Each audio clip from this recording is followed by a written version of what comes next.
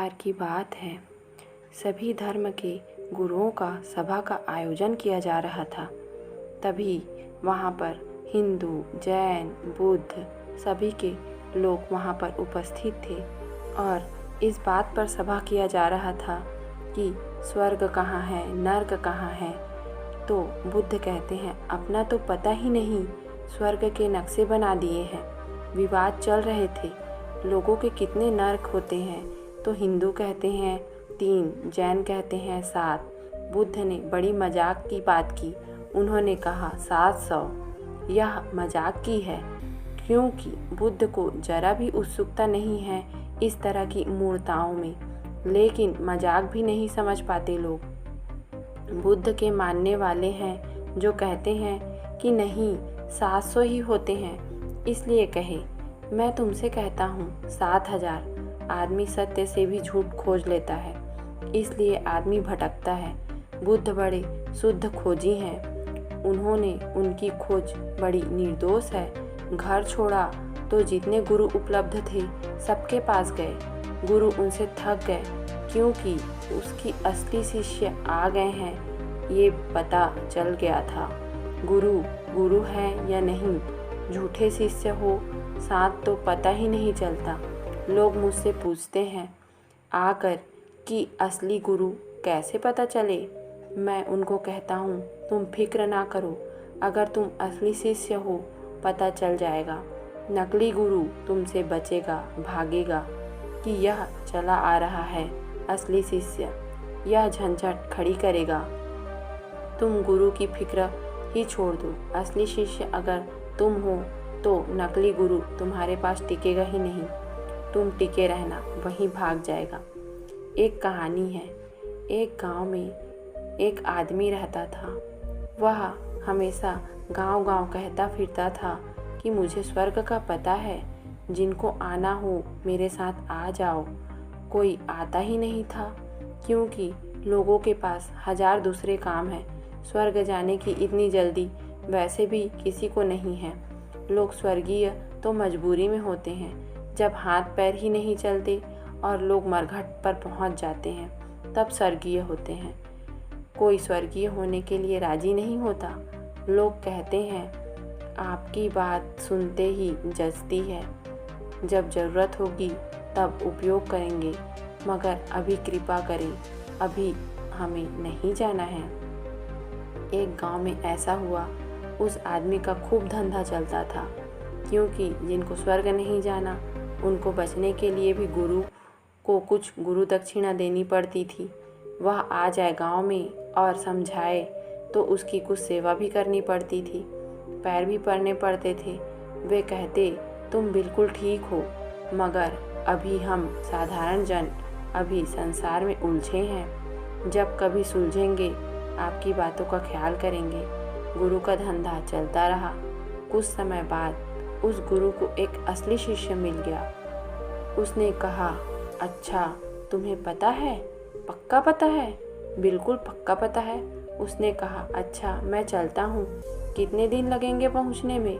तब जरा गुरु घबराया कि यह जरा उपद्रवी मालूम पड़ता है। पैर छुओ, बात ठीक है, साथ चलने की बात, मगर अब सबके सामने मना भी नहीं कर सका। उसने कहा, देखेंगे, भटकाएंगे, साल 2 साल, भाग जाएगा अपने आप। 6 साल बीत गया, वह उनके पीछे पड़ा ही रहा। वह कहता है कि कब आएगा, अभी तक नहीं आया। एक दिन उस गुरु ने कहा, तेरा हाथ जोड़ता हूँ भैया, तू जब तक ना मिल पाया था मेरे को पता ही नहीं था स्वर्ग कहाँ है। अब तेरे कारण हम भी पता भूल गए। दुनिया की नकली गुरु हैं, क्योंकि नकली शिष्यों की बड़ी संख्या है। नकली गुरु तो ब्रॉड प्रोडक्ट हैं, वे सीधे पैदा नहीं होते, नकली शिष्य उन्हें पैदा कर लेते हैं। बुद्ध सभी गुरुओं के पास गए।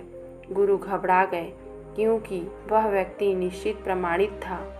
जो उन्होंने कहा वह इसने इतनी पूर्णता से किया कि उनको भी दया आने लगी कि यह तो हमने भी नहीं किया, कोई करता ही नहीं था।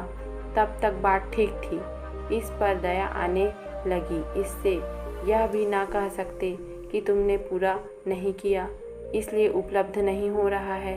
इसने पूरा काम पूरा किया, उसमें तो रत्ती भर भी कमी नहीं करी। तो गुरुओं ने हाथ जोड़कर कहा कि बस हम यहाँ तक तुम्हें बता सकते थे, इसके आगे तुम्हें खुद ही पता करना है।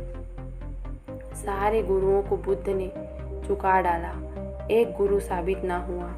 तब सिवाय इसके कोई रास्ता ना रहा कि खुद की खोज, और इसलिए बुद्ध को बड़ी बड़ी बातों में ताजगी सी महसूस होने लगी, क्योंकि उन्होंने खुद को खोजा, किसी गुरु से नहीं पाया था, किसी से सुनकर दोहराया नहीं था। फिर खुद की खोज पर निकले, नितांत अकेले, बिना किसी सहारे के। शास्त्र धोखा दे गए, गुरु धोखा दे गए, सब पीछे हट गए, अकेला रह गया यह खोजी। ऐसा ही होता है, जब तुम्हारी खोज असली होगी तो तुम पाओगे कि शास्त्र काम नहीं देते। शास्त्र तभी तक काम देते हैं जब तक तुम उनका भजन पाठ करते हो, बस तभी तक। अगर तुमने यात्रा शुरू की, तुम तत्क्षण पाओगे शास्त्र में 1000 गलतियां हैं, होनी ही चाहिए, क्योंकि हजारों साल तक हजारों लोग उसे दोहराते रहें, बनाते रहें। उसमें बहुत कुछ छूट गया है, बहुत कुछ जुड़ गया है, लेकिन यह तो पता तुम्हें तभी चलेगा जब तुम यात्रा करोगे। एक तुम नक्शा लिए घर में बैठ जाओ, उसकी तुम पूजा करते रहो, तो कैसे पता चलेगा यात्रा कहाँ से शुरू हुई है और कहाँ जाना है हमें।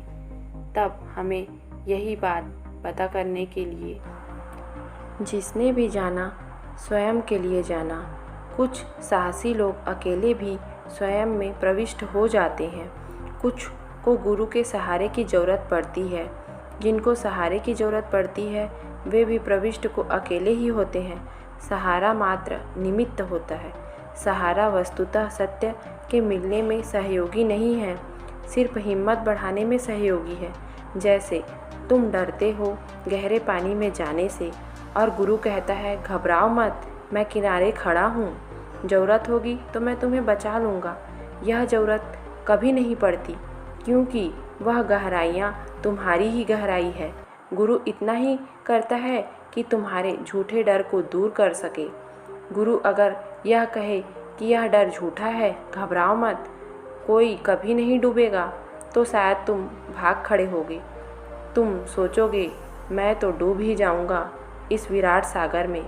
या अगर गुरु खरी और सच्ची बात कहे कि डूबना सौभाग्य है, तब भी तुम छोड़कर भाग जाओगे, क्योंकि गुरु के पास कोई मिटने नहीं होने आता है। यह भी सच है कि होने की प्रक्रिया ही मिटना है, लेकिन गुरु इन बातों को छिपा कर रखता है। गुरु के आश्वासन पर तुम उतर जाते हो, उतर गए तो लगता है कि बचाने की कोई ज़रूरत ही नहीं थी। डूबने में आनंद है, जब डूबने का स्वाद लग गया तब तुम कहोगे अरे गुरु को तो कुछ भी नहीं करना पड़ा, लेकिन गुरु ने तुम्हें उस समय सहारा ना देकर भी बहुत बड़ा सहारा दिया है। जब तुम्हें सहारे की ज़रूरत थी, तुम्हें बेसहारा छोड़ने में ही गुरु की कला है। अगर कोई गुरु तुम्हें सहारा सच में दे देता तो तुम वंचित रह जाओगे, वही सहारा अटकाव हो जाएगा। सिखाने की ज़रूरत ही नहीं, प्रत्येक व्यक्ति सत्य लेकर ही जन्मा है। सत्य तुम्हारा स्वभाव है, सिर्फ अपने स्वभाव को पहचानना, यह पहचानने की क्षमता भी तुम में है। तुम वीणा बजाना जानते हो, तुम्हारी अंगुलियां भी कुशल है, वीणा भी रखी हुई है। तुम वीणा पर अपनी कुशलता बरसाओ तो वीणा तुम पर संगीत बरसा देगी। इसीलिए बुद्ध कहते हैं कि सत्य सिखाया ही नहीं जा सकता, जो सिखाया जाएगा वह बाहर का है, अनसीखा भीतर पड़ा है, उसको सिखाना नहीं। उसके लिए तो सब सीखा हुआ भूलना है।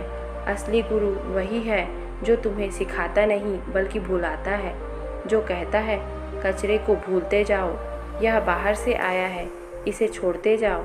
जब बाहर से आया हुआ वापस बाहर फेंक दिया जाए तो शेष रह जाएगा ज्योतिर्मय, वही तुम हो, वही सत्य है। बाहर से जो आया है उसने तुम पर पूरी परत जमा दी है, जैसे दर्पण पर धूल की परतें जम जाती हैं।